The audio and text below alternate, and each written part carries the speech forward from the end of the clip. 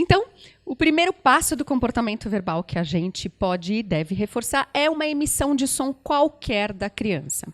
Então, a criança emite sons aleatórios quando ela está começando a balbuciar, a desenvolver a comunicação, e ela pode falar qualquer coisa. Então, por exemplo, ela pode falar e aí você pode dizer para ela, a mamãe, muito bem, mamãe está aqui. E reforçar, dar o feedback para ela do modelo adequado do que você acha que ela gostaria de ter falado naquele momento. Então, você repete, depois que ela falou um som qualquer, reproduzindo como se ela estivesse falando aquilo que ela quer. E aí, depois de um tempo, a criança associa que, opa, toda vez que eu solto esse barulhinho aqui, que eu faço esse movimento, que eu faço essa coisa, eu recebo um feedback do ambiente, eu tenho algum retorno, acontece alguma coisa legal. E aí ela começa a emitir vários sons, porque ela associa a emissão de sons com um retorno, com um reforço positivo. Então, todas as vezes que a criança emite um som, para e dá atenção, para e repete, para e dar alguma coisa legal para ela associar como uma coisa positiva. Segundo passo do comportamento verbal. Repetir o que a gente ensina. É diferente ecoar, quando eu ensino uma coisa funcional, do que fazer ecolalia. São coisas diferentes. Todas as crianças aprendem por essa via. Primeiro, elas emitem sons. Então, vamos supor, porque eu estou com um controle na mão. Então, eu mostro para a criança. A criança está doida para pegar esse controle. E aí eu falo para ela, você quer pegar esse controle? Eu estou dando a dica visual e dou a dica verbal. Então fala, controle. Aí ela fala, controle, muito bem. Se eu estou no passo 1. No passo 2, quando a criança já constituiu a relação, emitir um som para conseguir algo, quando ela já sacou que ela precisa emitir sons, que isso traz algum resultado, algum feedback do ambiente positivo para ela, eu vou começar a modelar esse som. Então, eu vou começar a dizer para ela, você quer controle. Então, fala controle. Controle. Muito bem. Eu só aceito vogais que tenham na palavra. E deixo ela variar até chegar nesse ponto. E eu vou deixando ela variar ao longo das semanas, até ela emitir um som muito parecido com controle.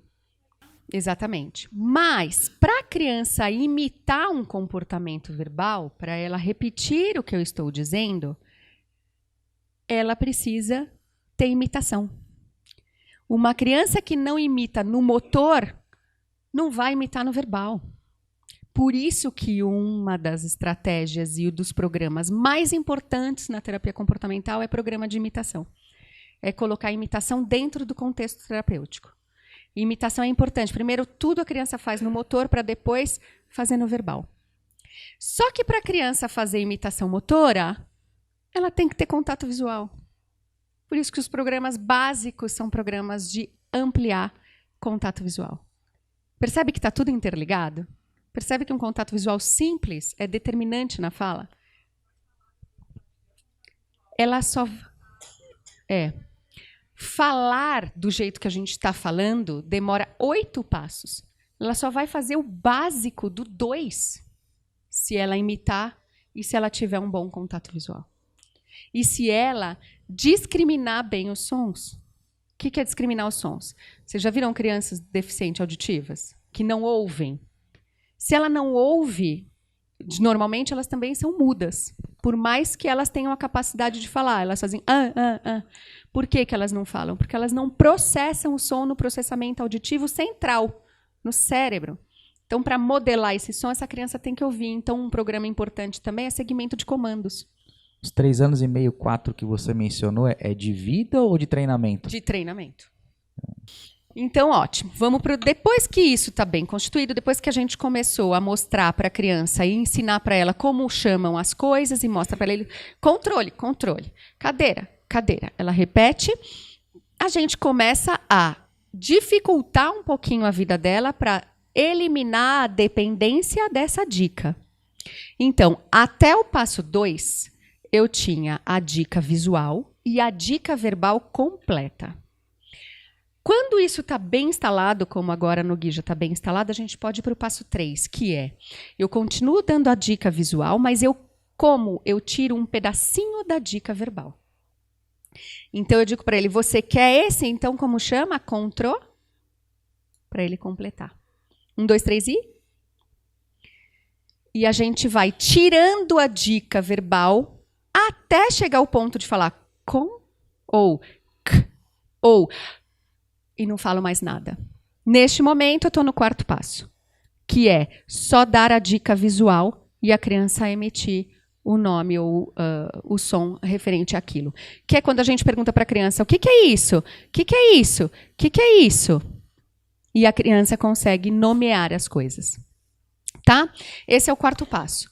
Depois que a criança nomeia tudo e sai nomeando, quando for uma palavra nova que a criança não conhece, eu volto para o passo 2, mostro como chama aquela coisa, volto para o passo 3 para ela completar, até ela aprender e, consistentemente, só nomear tudo que eu mostrar para ela.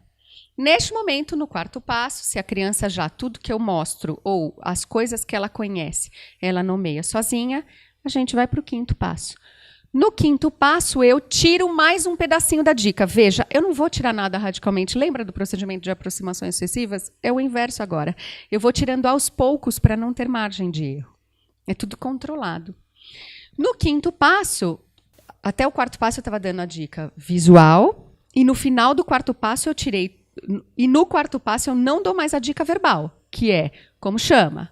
Né? Lá no terceiro passo a gente foi comendo um pedacinho da palavra até não ter mais palavrinha nenhuma. Agora, no quarto passo, a gente já não dava mais a dica verbal, mas continuava dando a visual. No quinto passo, a gente tira a visual também. A gente pode colocar dentro de uma caixa um objeto ou um animal e dizer para ele, ó, que animalzinho é esse que você está pegando? Olha só, ele é um animal, ele tem pelinhos, tem 4 patas, faz au-au. Eu estou dando as funções e as características, são outras áreas do cérebro, para ele emitir a resposta cachorro. Ou, o que é isso aqui? Olha só, coloca os dedinhos aqui dentro. Serve para recortar, a gente segura na mão, corta o papel. É a tesoura. Tá? Depois você tira a dica também tátil, até você ir dando as funções, as características. Como chama aquilo que você usa para jogar lá na quadra com seus amigos? Bola. E ele precisa usar outras funções cognitivas para emitir uma resposta verbal. No começo, você pode colocar numa caixa para ele ter o apoio gestual. Ou você pode brincar de o que é.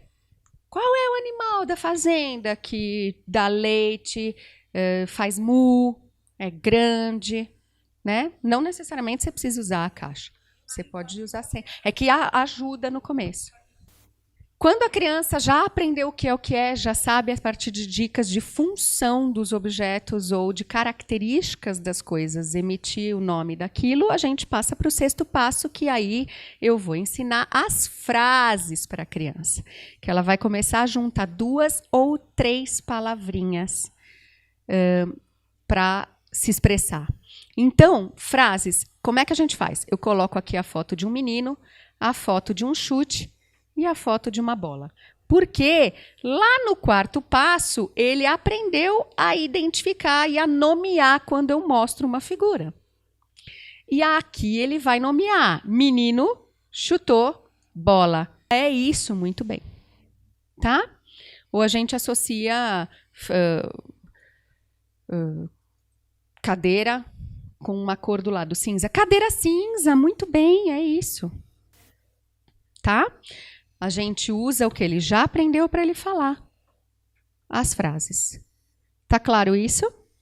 O sétimo passo, depois que a criança começou já a juntar as palavrinhas, identificando, a gente começa a apresentar uma figura com tudo isso reunido. Então, por exemplo, aqui, ó, aqui tem uma menininha caída, uma bicicleta caída do lado e ela machucada com uma carinha de dor. Para a criança dizer, a menina caiu da bicicleta. Ela tem que ter feito esse passo antes. Para ela entender que aquilo é uma carinha de dor e o acontecimento, ela tem que ter feito esse passo antes. para fazer essa identificação, ela tem que ter feito esse passo antes. Vocês percebem que uma coisa é dependente da outra? Não é óbvio isso? E o que a gente faz geralmente, que é o que eu estava fazendo lá na minha viagem, no dia que convocaram aquela reunião extra lá, mostrando uma figura assim, esperando que a criança já falasse do 7º passo. É isso que a gente faz. Tem um monte de fono que faz isso. Começa a mostrar um monte de imagem assim. Não respondeu. Claro que ela não respondeu. Ela não criou todas essas milhares de outras sinapses antes. Faz sentido? Quando a criança começa a eu mostro cenas e a criança começa a realizar essas inferências, já saber tudo o que está dentro dessa figura, são mais alguns meses, aí então a gente passa para o último passo, que é o relato de eventos passados. Porque quando eu pergunto para vocês o que vocês tomaram de café da manhã hoje de manhã, não vem um filminho para vocês decodificarem na cabeça, vem uma imagem dentro da memória. Até o 7º passo, a gente tinha essa imagem num papel, ou numa tela, ou em algum lugar. A partir do 8º passo, isso está dentro da cabeça, você não tem mais no material concreto. E aí a criança precisa, dentro da cabeça dela, se eu pergunto o que você tomou de café da manhã, ela precisa, dentro da cabeça, inferir e decodificar. Eu tomei café, comi pão e comi bolacha. Maíra, pode acontecer que a criança tá meio com os níveis misturados, digamos assim? Sim, normalmente elas estão em 3 passos ao mesmo tempo, assim. Ah, fiquei mais tranquila, então. Porque, assim, me parece, né? No caso do meu filho, que ele está entre o 5 e o 8. Assim. Mas ele faz algumas coisas de 7, ele faz algumas coisas de 6, mas ainda o 5 não está perfeito. Não completamente. Isso, exato. Isso, normal. Ou eu devo insistir num passo? Não, você pode... A base do enrosco está sendo 5. Por isso que ele não foi totalmente para os outros ainda. Então, você não pode deixar de fazer o 5. Ele conta evento passado. Assim, mas ele não conta todos. Ele conta o que ele quer, né? Isso. Ele responde porque o quando ele relato quer. de eventos... Isso é importante. O relato de eventos passados, ele é um comportamento social. Ele conta porque a gente quer saber. Porque a criança já sabe. A criança já... Ele conta para satisfazer o outro. Então, como o prejuízo no autismo é um prejuízo social, esse passo é o mais difícil de todos de se instalar, porque ele faz pelo outro.